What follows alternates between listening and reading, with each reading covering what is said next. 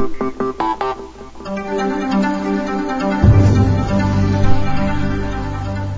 to ForexTV.com. Today's Thursday, September 17th. I'm Tim Kelly with your New York Forex Market Buzz.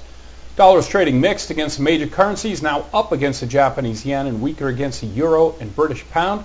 The so-called risk and commodity currencies such as the Canadian and Australian dollars continue to make new highs against the greenback. U.S. equity markets are slightly weaker in the afternoon, almost flat at this point. Commodities are taking a breather today after setting a torrid pace in the past month. Crude oil and gold futures are marginally weaker. The yield on the U.S. government 10-year note is lower now by 4 basis points. Now taking a look at the headlines, manufacturing activity in the Mid-Atlantic region has continued to expand in the month of September. That according to a report released by the Philadelphia Federal Reserve earlier today, with the index of activity in the manufacturing sector rising by more than expected. The Philly Fed said its index of manufacturing activity rose to 14.1 in September from 4.2 in August, with a positive reading indicating growth in the sector. Economists had been expecting a more modest increase by the index to a reading of 8. The number of people filing first-time unemployment claims slipped again last week, indicating that layoffs are continuing to ease. Still, other data suggests that people are continuing to have problems finding new jobs once they have been laid off. While firings are continuing to slow, signs are that hiring remains sluggish.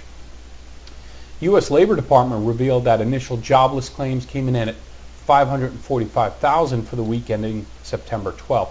This was down 12,000 from the previous week's revised total. Economists had expected claims to rise to about 575,000. And with new construction of multifamily homes showing a significant rebound, the Commerce Department released a report this morning showing that housing starts rose to their highest level in 9 months in August. The report showed that housing starts rose 1.5% to an annual rate of 598,000 in August from the revised July estimate of 589,000. With the increase, housing starts rose to their highest rate since coming in at 655,000 in November of 2008. Well, today we're joined by Stephen Leahy, President of Back Bay FX. Steve, welcome to the program. Thank you, Tim. As always, it's a pleasure to be on your show. Steve, today I think this is probably the first real full robust week that we've seen after the summer doldrums. A lot of activity, gold soaring over 1,000. A lot of folks see the stock market's getting a little bit heady and maybe a bit heavy. I got a lot of people this week in my interviews talking about going long dollar at this point. Is that what's your take here? Well, Tim, thanks again for having me on. I do agree there's been some volatility. There's clearly some more market participants back here lately. I think overall, when you look at all markets, be it equities or gold or commodities or currencies, risk is back. Risk is now what had been a 4-letter word starting a year ago, basically this past Monday when everyone fled. Risk is now the cool new thing. So anything that's risky is going up these days. Specifically, you mentioned the U.S. dollar. And Tim, you'll recall that I spent some time, a number of years, on dealing desk. This is the classic dealing desk heyday, what we've been in for the last 2 weeks and what we're going to be in for the next 2 weeks. There is such a strong trend in place at this point in time regarding weak dollar that market fundamentals really are not having an impact at this point in time. You were reading some of the headlines earlier. Things are sounding like they're pretty good for the U.S. economy, therefore maybe U.S. equities, therefore the dollar. Not the case. The trend is strong. The trend's continuing. And what we're going to see here over the next few weeks, we expect, is that there's actually going to be a even parabolic or steepening of U.S. dollar declines. I spent a number of years on a dealing desk, and we look for a number of market indicators in terms of retail flow and sentiment indicators. We're starting to see all retail clients are starting to fade the move, meaning that as euro-dollar moves higher, you get more and more retail clients trying to sell the thing, trying to catch a top. Same thing on dollar-yen. It moves lower and lower. We see clients coming in and buying it. And the truth of the matter is that's going to lead to one big hard push in the direction of kind of what I call the wipeout trade. And we actually are looking and expecting this to happen over the next few weeks. So, Steve, in terms of the retail traders, you're suggesting perhaps at this point, if you've been long euro, or you've been long yen or long Aussie. A lot of folks either reversing that trade. Is that what you're suggesting? That's correct. And so we're seeing a lot of people reversing that trade. And also it seems as though every time we get to kind of what we think are psychologically important, what would be stop-loss levels, meaning if clients are short some of these rising pairs, euro dollar, Aussie dollar, if they're short from a certain level, you can always kind of predict what a psychological stop-loss level might be. And what we see is that these numbers are getting pushed up higher into the stop zones. Clients are losing money, and we're seeing clients do the same trade again. And it's as if people are not picking up on this trend. People are trying to read into the fundamentals, not watching the price action. So at this point, are you expecting any pullback here in these trades against the dollar, like short-term dollar strength? So if the play is not reverse the trade, perhaps wait for the pullback and then get back in? I would agree with you. We have actually been, for those who follow our blog at backbayfx.com, we've actually been long euros since the 14059 level back on July 30th. We've been calling for the 147 handle. I got a lot of negative feedback on it, but here we are.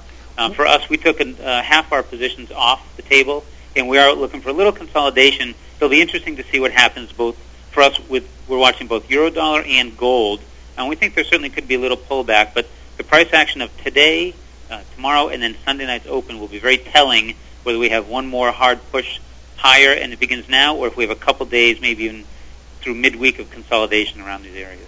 Well, Steve, but harking back to our last interview, you were long euro in the face of a lot of dollar bulls. So kudos to you on that trade. Thank you. You'd stayed pat with that trade. So I kind of feel the same thing here. There's a lot of momentum right now. It seems that the fundamentals, whatever way you read the fundamentals, what a reversal from 6 to 8 months ago, where any news that came out was just interpreted negatively. It seems to have reversed here, although the numbers are getting better on whole. Right now, every piece of data that comes out just seems to be interpreted in a positive light. You're right. The numbers are getting better, clearly, and that's why, as I mentioned earlier, it seems as though fundamentals are not important at this point. There seems to be such a strong trend in a certain direction.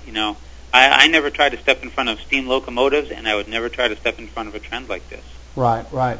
So, at this point, Steve, what do you think your? Let's get specific here. Sure. I know in terms of price action, it has not necessarily been something that you've been following that closely, but as opposed to levels and momentum in the short term here. Where do you see the best plays right now? And you take Canada and Aussie. Yep. Right. These are two that are making their 52-week highs almost at this point. Certainly Aussie has. Yep. Now ahead of that 88 figure, I think there are a lot of folks maybe seeing that as has been the case with Aussie, pulls back pretty heavily when it reaches one of those psychological barriers. So do we wait on something like that? Do we wait on Canada for the pullback, or do we just are we flat here, or what's your sense of this? So I'll comment on a couple of currency pairs if I may, and I'll include gold. And note, generally our trades are fairly medium term. I'm not generally an intraday trader. That being said, yesterday we did put on a short gold position. Again, we post most of our thoughts on our blog at backbayfx.com. It was very clear to us as gold was approaching the 1,000 per ounce mark. A lot of people were selling it, and again, going back to kind of time on a dealing desk, it seemed to me that the logical stop loss level is going to be at the 1,020 to 1,030 level. So for us, we've actually gone short gold here. We think so long as we don't push through and close, not the gold closes, but so long as we don't really end the day here in the U.S. above the 1,020 level, we think gold might kind of tick back and fade softly down just below the $1,000 mark once again. As far as your beloved Australian dollar and Canadian dollar, as you said, they're pushing the 52-week highs. The one thing I will say, and as you point out, when they pull back hard. I just don't see it. And again, it's one of those things where fundamentally, part of me says that it doesn't make sense. Why are we this high? Why is the dollar this weak? But I'll go back to, especially on the Aussie dollar. I look at daily charts often, and right now we're at that 87 level here. And if you were to peel back until the last time we were in this area, it moves pretty rapidly. We had come off back in let's see, looks like July of '08. We were topping out in the 96 level, and I remember we even started talking about could it be parity way back then. Right. And again, fundamentally, I don't see why it's going to be up near those levels. But to me, when I look at that next kind of target level, I really think we're up at that 0.90 level on Aussie dollar. And to me, the other thing that I generally try to tread very carefully on, but dollar yen, I think dollar yen dips down into that 88 handle here sometime in the next week or two. Yeah, I mean it's every time it's come to the figure 90. It has rebounded almost violently here, which that is just a real psychological figure. Do you suppose a lot of folks are anticipating intervention there? Obviously Japan is the one country that tends to intervene openly and honestly. Although I don't think they've done it. I last recall it happening in maybe 2004 when there were really 200 and 300 point moves, overnight during the nighttime session, which just puts terror onto the dealing desks. Mm-hmm. But I think they have a new a new government that's taking place over there. I don't know what to expect out of them. So again, I tend to tread carefully on yen myself.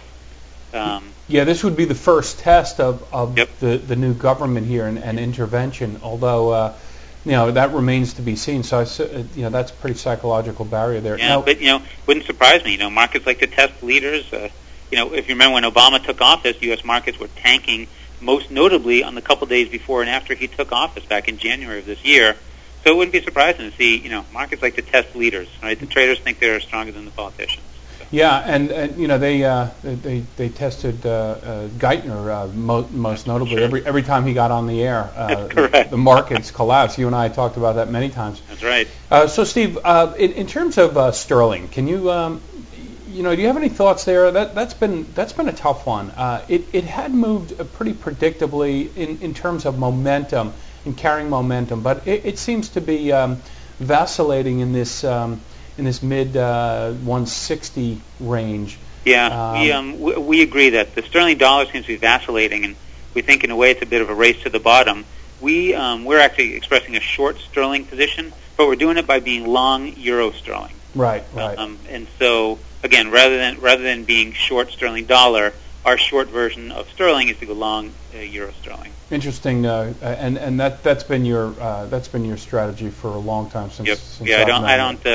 Sterling dollar again. I kind of feel like it's a race to the bottom. I think both economies are printing their dollars or pounds fast as they can. Both economies, they got their treasuries are printing the pounds and dollars. Their Fed's buying them back.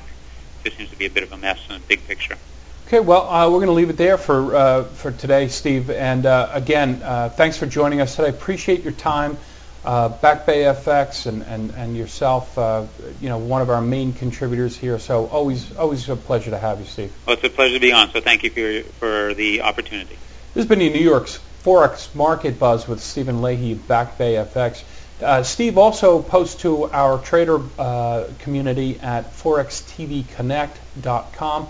If you'd like to go there, join up in our community, interact directly with Steve. He's full of a lot of knowledge there, and does a lot of different things in the Forex business, managed accounts.